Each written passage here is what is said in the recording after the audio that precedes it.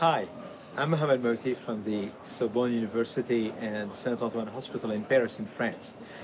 And we are here at the IMS annual meeting in Athens in Greece. And it's really an exciting era when it comes to immune therapies. And obviously, when it comes to immune therapies today, the field is dominated by two, I would say, big families of agents or drugs redirecting T cells, either the CAR T cells, and the commercially available ones are directed against BCMA, the B-cell maturation antigen. Two of them are currently approved and available, namely cilta-cel and ide-cel. But we have also the T-cell engagers or bispecific antibodies. And here we have bispecific antibodies directed against BCMA, and two of them are already approved, teclistamab and elranatamab. But we have also another bispecific antibody which is approved, talquetamab, which is directed against GPRC5D. And now, of course, the one big, huge, I would say, question here is how to choose between these different options. And here, one would assume that all of these options are available, and then how am I going to choose? We should bear in mind that CAR T cells are sort of a single-shot treatment. So in terms of patient preferences, definitely the patient usually enjoy one single-shot treatment and then a treatment-free interval.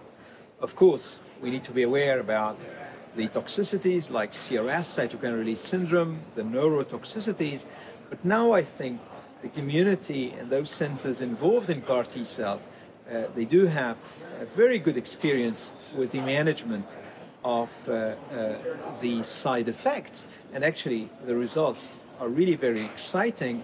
And beyond the relapsed refractory advanced multiple myeloma, we are seeing these CAR T cells moving into earlier course of the relapsed refractory myeloma.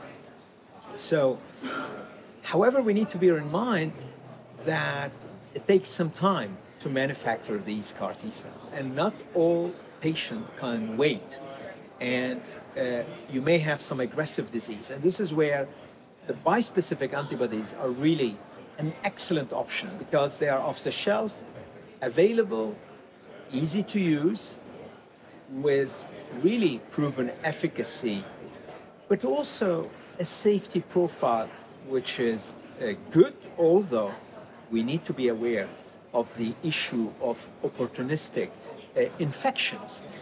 But again, I think it's a learning curve. And for instance, we know from the data with elranatamab, for instance, that when you achieve complete remission and you give the drug less frequently, you're going to decrease the incidence of these opportunistic infections. And with prevention, prophylaxis, preemptive approaches, there are more and more now recommendations being available, then you can really minimize these risks. And this is also true for actually teclistamab, which is like elranatamab, is targeting the BCMA antigen. Obviously, the inconvenience of bispecific antibodies beyond the side effect is that it's a continuous treatment in contrast to CAR T cells. So you can see in terms of impact on quality of life of the patient may less prefer them. Although, when we analyze some patient-reported outcome from the Magnetism-3 study, actually we've seen after a certain number of cycles, not in the beginning, but later around the 10th or 11th cycle, a clear improvement in patient-reported outcome. The other big question that we need to handle is also whether we should use an anti-BCMA bispecific or an anti-GPRC5D bispecific. And I mentioned that talquetamab is currently approved and available in some places. What's really interesting is that obviously the role of BCMA in the, I would say, metabolic machinery and signaling pathways of the malignant plasma cell is different from the role of GPRC5D. But I think there is something one needs to bear in mind, which is about the side effects of targeting GPRC5D. And we need to be aware and try to minimize these side effects, namely dysgeusia, skin, but also nails and hair side effects. And there are now measures being implemented that would allow to minimize these side effects. So putting all this together, no one today, I think, can claim that we know the universal, unique, and right sequence when using these different immune therapies. However, I think all of these options, it's good news to have them available, and they are providing a lot of hope to all patients. And we've seen patients who are really almost in palliative care, who today are in remission thanks to CAR T cells, thanks to bispecific antibodies.